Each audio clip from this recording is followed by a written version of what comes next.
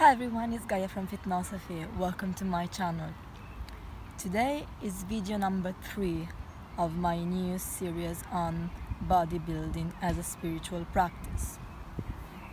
And today I'm particularly happy because the subject I'm going to cover deals with my favorite philosopher, who is Friedrich Nietzsche.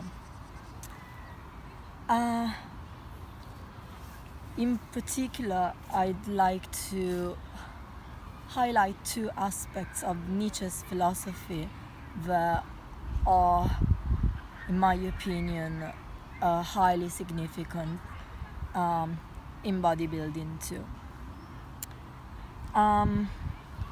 So the first one of these two concepts is the idea of self-overcoming, and the second concept is the idea of self-becoming.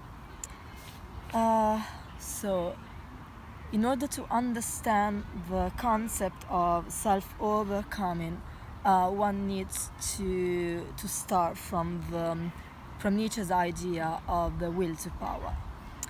And Nietzsche deals with this idea in particular in Spoke Zarathustra, which was published between 1883 and 1885 in 4 separate parts, and in Beyond Good and Evil, which was published shortly after, namely in 1886.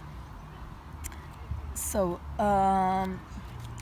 in Spoke Zarathustra, Nietzsche writes, quote, "What urges you on and arouses your ardor, you wisest of men? Do you call it will to truth, will to conceivability of all being? That is what I call your will." Skip. "That is your entire will, your wisest man. It is a will to power. And that is so even when you talk of good and evil and of the assessment of values." That's from chapter Self-Overcoming.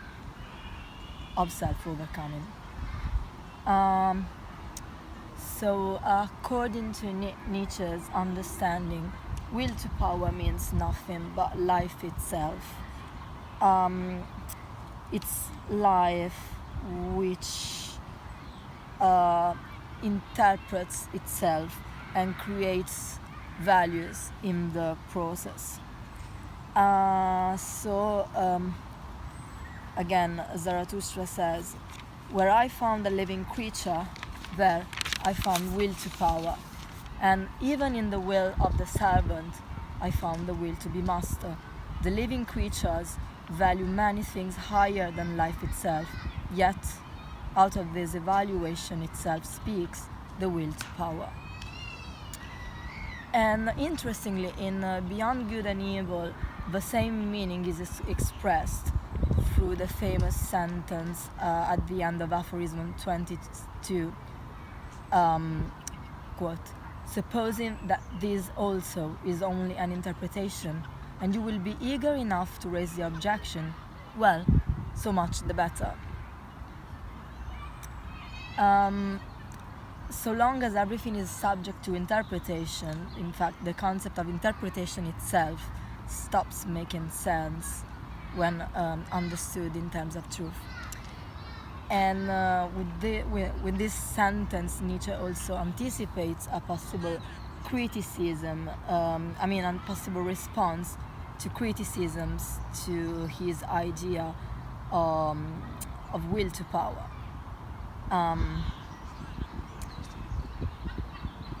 And the reason why I started from the idea of will to power to speak about self-overcoming is because these two concepts go hand in hand.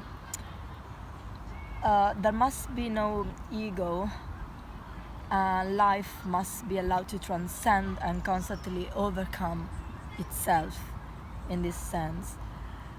And this very idea is elsewhere defined by Nietzsche in terms of amor fati, which is a Latin phrase for love for fate, love for destiny. And it basically represents the condition of someone who has learned not only to accept their own impotency towards their own destiny, but also to love and embrace such inescapable destiny, so to speak. So it's like fair enough, I'm not the real subject of what's going on. I can't really change my destiny, so to say.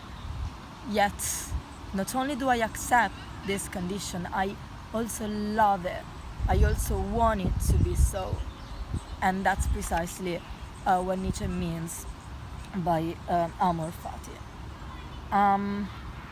So, how does this all relate to bodybuilding?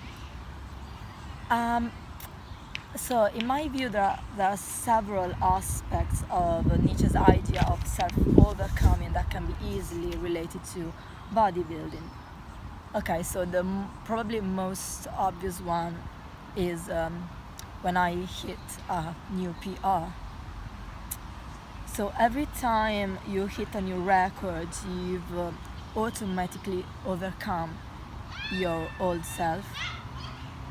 And if you want to be even more Nietzschean, you can say that life has overcome itself through your hitting a new PR. So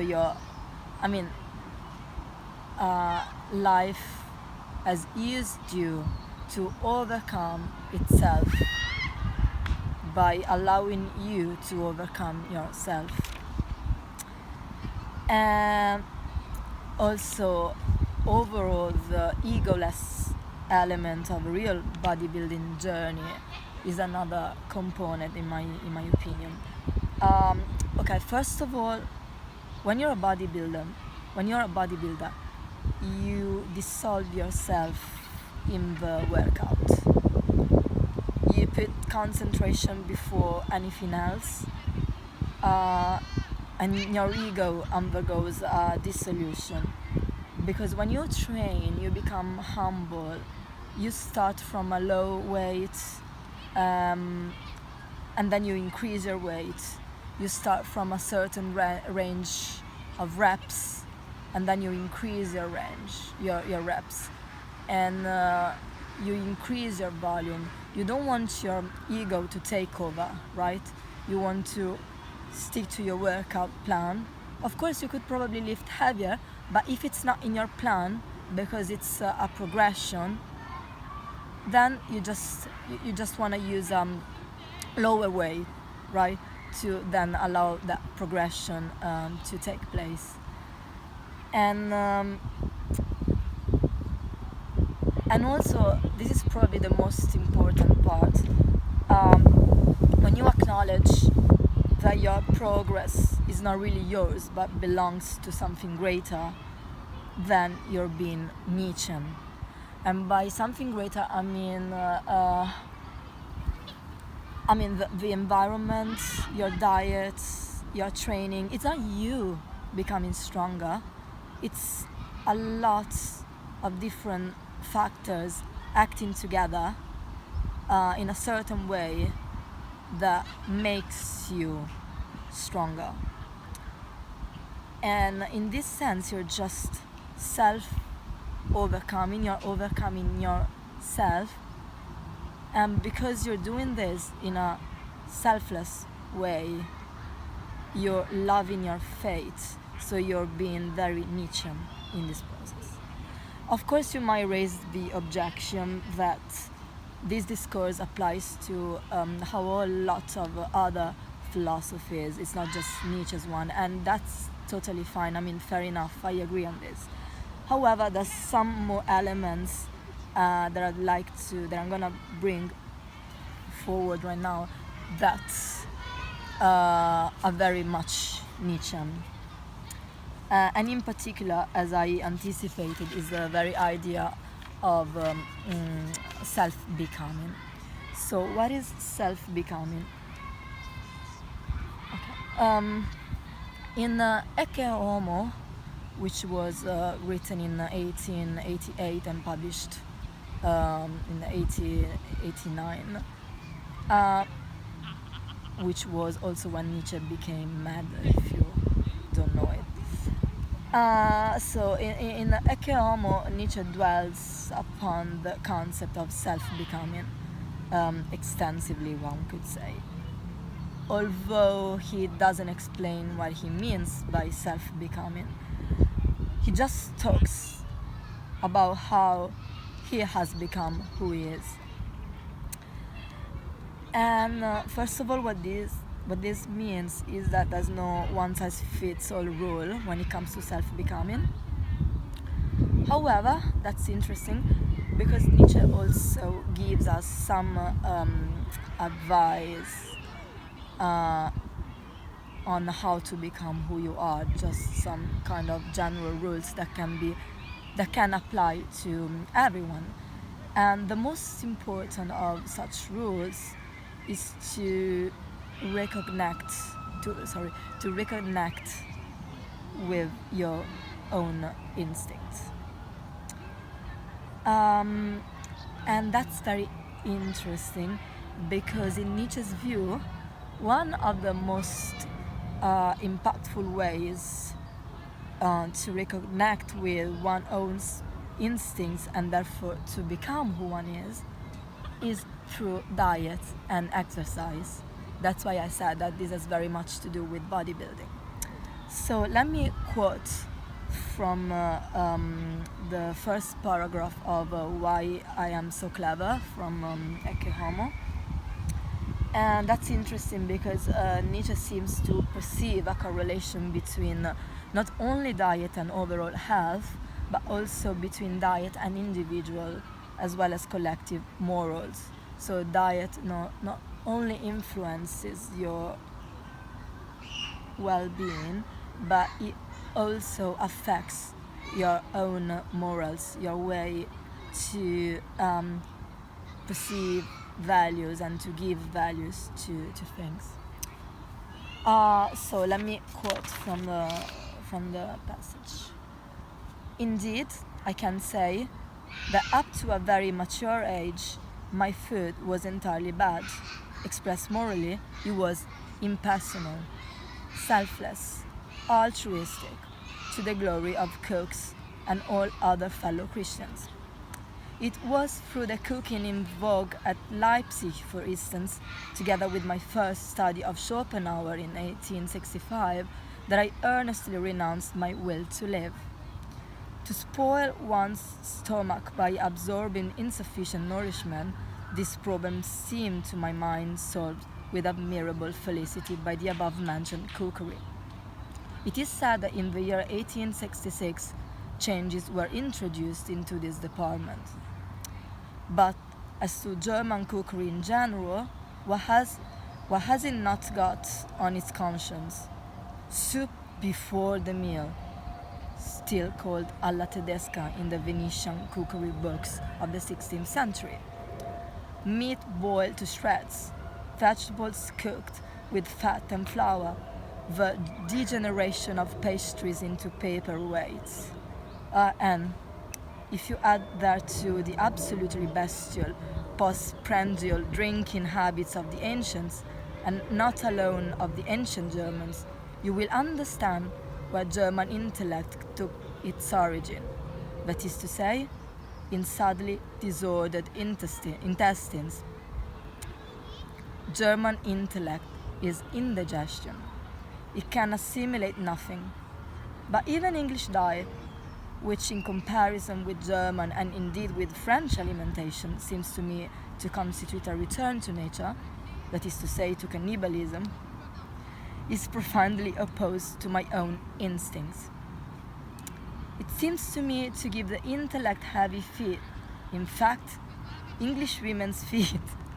The best cooking is that of Piedmont in North Italy. Alcoholic drinks do not agree with me. A single glass of wine or beer a day is amply sufficient to turn life into a valley of tears for me. In Munich live my antipodes. Although I admit that this knowledge came to me somewhat late, it already formed part of my experience even as a child. As a boy, I believed that the drinking of wine and the smoking of tobacco were at first but the vanities of youth and later merely bad habits. So he continues on the alcohol, and then he shows, later on towards the middle of my life, I grew more and more opposed to alcoholic drinks. I, an opponent of vegetarianism, who have experienced what vegetarianism is, just as Wagner, who converted me back to meat, experienced it, cannot with sufficient earnestness advise all more spiritual natures to abstain absolutely from alcohol. So that was extremely interesting in my opinion. The first thing we learn from the above passage is the necessity of a diet being personal, individually designed, and egoistic, in the sense of being perfectly adapted to individual needs. And indeed, as we saw, he blames his youth diet, the typically German diet, for being impersonal, selfless, and altruistic, therefore Christian, which means opposed to nature and to one's own instincts, basically. And so Nietzsche advocates a recognition with one's own individual instincts for both optimal physical health and best intellectual activity. And in this specific case, one can deduce that he prefers to avoid excessive fat and flour, heavy cooking, and excessive alcohol. Nietzsche also tried a vegetarian diet on himself when he was under the fascination of Schopenhauer and Wagner, but Wagner dissuaded him from sticking with that diet. And interestingly, when then he became a teacher, he also discouraged at least one of his students from attempting a vegetarian diet. In grounding his argument on the same reasons of Wagner, basically. So let's continue with Ecce Homo, because that's even more interesting. Nietzsche makes his point of what a balanced diet should look like. I mean, I use the phrase balanced diet, but that's precisely what he means. Let's read through. A heavy meal is digested more easily than an inadequate one. The first principle of a good digestion is that the stomach should become active as a whole. A man ought, therefore, to know the size of his stomach. For the same reasons, all those interminable meals on cutting are strongly to be deprecated. Nothing should be eaten between meals. Coffee should be given off. Coffee makes one gloomy. Tea is beneficial only in the morning. It should be taken in small quantities, but very strong. It may be very harmful and indispose you for the whole day if it be taken at least be too weak. Everybody has his own understanding in this matter, often between the narrowest and the most delicate limits. Excuse me. In an enervating climate, tea is not a good beverage with which to start the day. An hour before taking it, an excellent thing is to drink a cup of thick cocoa freed from oil. Remain seated as little as possible. Put no trust in any thought that is not born in the open to the accompaniment of freely bodily motion, nor in one in which even the muscles do not celebrate a feast. All prejudices take their origin in the intestines. A sedentary life, as I have already said elsewhere, is the real sin against the Holy Spirit. So that's amazing. The first condition for optimal digestion is simplicity, one could say, because, let me quote again, a heavy meal is digested more easily than an inadequate one, and the stomach should become active as a whole. Then the other conditions can be translated as avoiding snacks between meals, avoiding coffee, drinking tea sparingly and in the morning solely, however tea should always be strong, and drinking thick hot chocolate 1 hour prior to morning tea in an enervating climate, and then lastly being as active as possible and mostly outdoor. And that's quite striking in my opinion. So later in paragraph 10, still from the same section, these trivial matters, diet, locality, climate, and one's mode of recreation, the whole casuistry of self-love, are inconceivably more important than all that which has hitherto been held in high esteem. It is precisely in this quarter that we must begin to learn afresh. All those things which mankind has valued with such earnestness heretofore are not even real. They are mere creations of fancy, or more strictly speaking lies, born of the evil instincts of diseased and, in the deepest sense, noxious natures. All the concepts, God, soul, virtue, sin, beyond, truth, eternal life, but the greatness of human nature, its divinity, was sought for in them. So what this means is that a return to what was traditionally perceived as a trivial matter, such as diet itself, is key, according to Nietzsche, to accomplishing the divinity of human nature, its greatness. In these letters from Turin, which Nietzsche wrote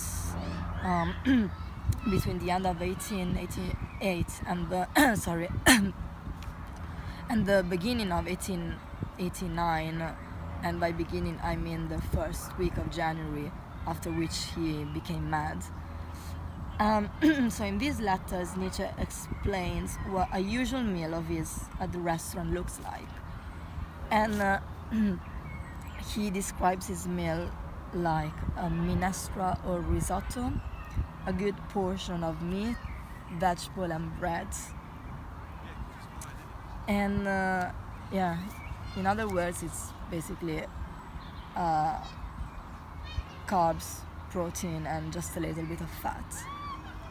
Kind of a typical bodybuilding diet. Let's forget about the bread for one moment. It was 1 century ago, but that's interesting. He advocates for simplicity, nutritious, satiating, yet easily digestible meals. And that's interesting because he also, he was taught how to cook proper risotto by one of his housekeepers in Genoa, and he shared the recipe with his mother and sister, and that's interesting. But what's also interesting, there's a letter from April 1881 addressed to Nietzsche's mother and sister, in which Nietzsche claims that his diet is so changeable depending on the place or the climate. And Nietzsche was very sensitive to his somewhat poor health, and in particular concerning his migraine and digestive issues. And although, as I said, on a general level there are certain principles which most individuals should benefit from, in Nietzsche's overall ideas of self-becoming, individuality is key. And such individuality, however, manifests itself through one's own diet in the first place. So you should kind of understand your perfect diet to reconnect with your instincts, basically.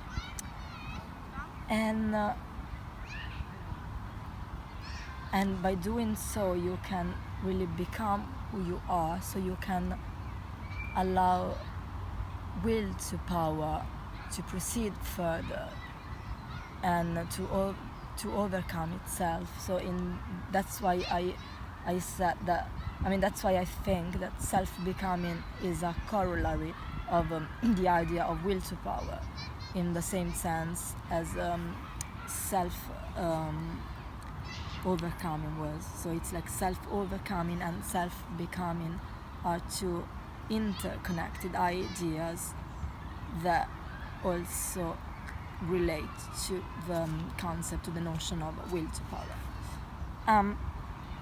So what does self-becoming mean in bodybuilding?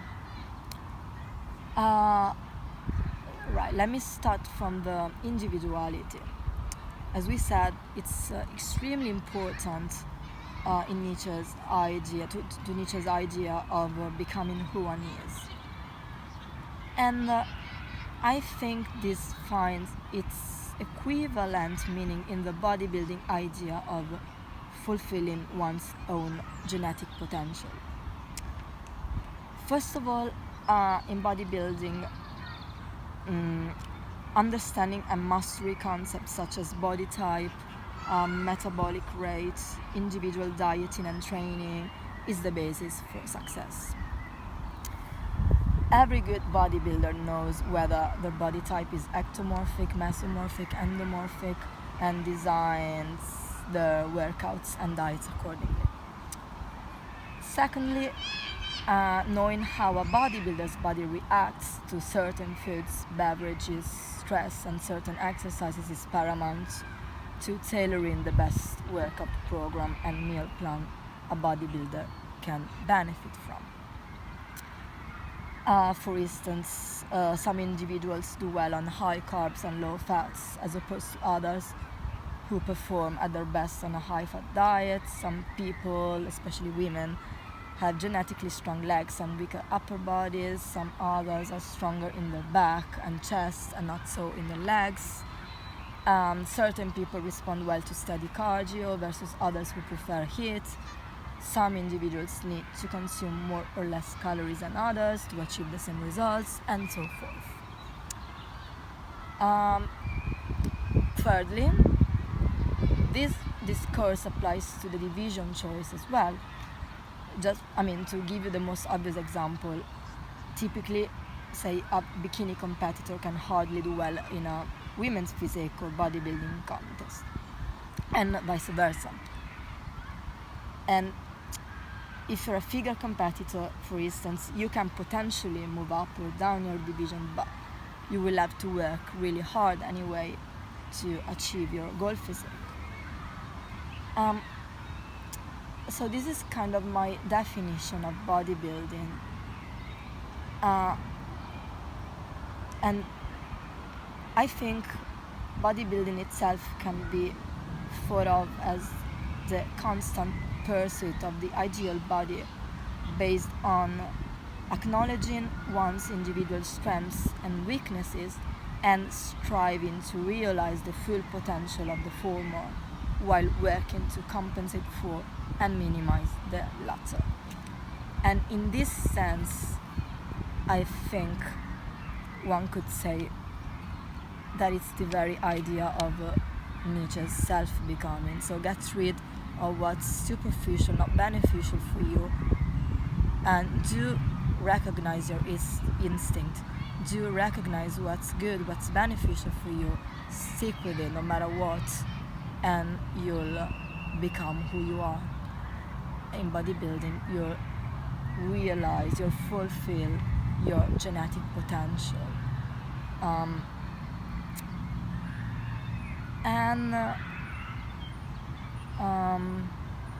Obviously, the second element that one can trace in Nietzsche is in relation to bodybuilding and self-becoming is the diet itself. I think we've dwelt enough on it. Obviously, diet is essential in bodybuilding too. But again, even more than this, there are certain elements highlighted by Nietzsche that resonate so much with bodybuilding lifestyle. So, for instance, he's stress on meal simplicity, like not snacking in between meals, or like like a timing in this sense, and to avoid certain foods and drinks that are not easily digestible for your body. Overall, I could say it's the attention given by Nietzsche to one's own diet that gets his philosophy so close to bodybuilding. And lastly, as I mentioned in my previous videos, in this series I'm just talking freely, but if you go online on my website fitnosophy.com, you'll find more textual references and which might be helpful as well. And here I'm just trying to make it simple and just approachable for everyone. There's another element that belongs to Nietzsche's philosophy and that can have a certain echo in bodybuilding too, and that's the element of self-sculpting. So the idea of becoming who you are can arguably be connected with the idea of self-sculpting, and also in somehow aesthetic sense, in a sense that recalls bodybuilding too. And that's one more point I'd like to make. It's a very quick one. That's interesting to look at Nietzsche's use of sports metaphors in his published text. And in particular, there's a reference in the Genealogy of Morals, which was published in 1887, where Nietzsche compares the philosophers fighting, quote, a war against a lack of enthusiasm to sportsmen of holiness, who have in fact found a real release from what they were fighting against with such a rigorous training. And in the same section there are also more references to the impact of a diet on one's physical well-being and to physiology more broadly. And in fact this is something to be noted, that Nietzsche tries to address religious and psychological and moral categories as responses to, quote, a feeling of physiological inhibition which cannot enter people's explanations due to their lack of knowledge about physiology. In these latest years of his life, Nietzsche takes a great interest in physiology as a key to explain the whole of his philosophy. And that's interesting because he makes use of this sportsman metaphor. So he uses the word sportsman, and in German is a sportsman too, and that's very interesting. And he compares them to philosophers. So as I've argued throughout this video and in my post as well, in my opinion, Nietzsche's strive for self-overcoming, self-becoming, self-experimenting too, which I didn't mention, but it's underpinning this whole discourse, because you need to experiment with food, you need to see which diet is most suitable for you and so forth. And self-sculpting too are the real elements to be emphasized with when one wants to compare Nietzsche's philosophy with bodybuilding. Moreover, there's this stress on physiology, body, and over morals and metaphysics, and then this emphasizing the importance of rigor and discipline, as we read in the last passage on sportsman. It's not to be forgotten that Nietzsche was first of all a philologist, so he had this kind of a very rigorous mindset, which he kept throughout his life and which he applied through, all of his thinking, of course. And then this is comparing philosophers to sportsmen. These are all signs of a certain will to attribute a certain value to the body that goes beyond its separation from the mind, as in Christian, Western, contemporary thought, I would say, culture. And so Nietzsche advocates this constant self-experimentation, self-overcoming, and even the very idea of self-sculpting is not merely an aesthetic one. It's the idea of working on oneself towards the full realization of one's ultimate self. So this is why I wanted to include this video in my series, although Nietzsche doesn't explicitly talk about spirituality, besides the passage that we read from Ecce Homo when he said the spiritual natures should stay away from alcohol. But of course it doesn't quite talk about spirituality in the sense that we believe nowadays. But if you really look at his philosophy more closely, you'll find that he's being quite spiritual in this in his argument on self-becoming, because he says what has always been perceived as trivial, that's where you really need to find man's own divine nature. He says that that's what divinity is, and the real sin against the Holy Spirit is when you don't move, when you just stay, when you just sit, and when you probably stand still and use your mind instead of using your body, when you're indoor thinking, writing, reading, instead of going out, move your body, eat well, reconnect with your own nature. That's what makes you a divine nature. Divinity is not to be found in a separate entity, like in a god or in an outside nature, so to speak.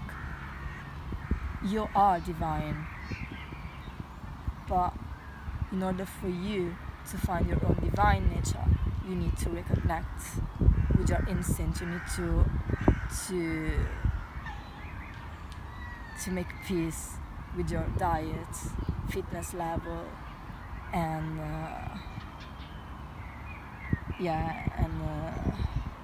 you need to experiment on yourself, and you need to sculpt yourself. So thanks for watching. I hope you enjoyed this video. If so, please feel free to subscribe to my channel, and as I said, visit my website fitnosophy.com for more contents and more references. I'm gonna be releasing new videos soon. I'm unfortunately not very consistent because I'm quite busy, but I'll try to be as consistent as possible. So thanks again for watching. Bye.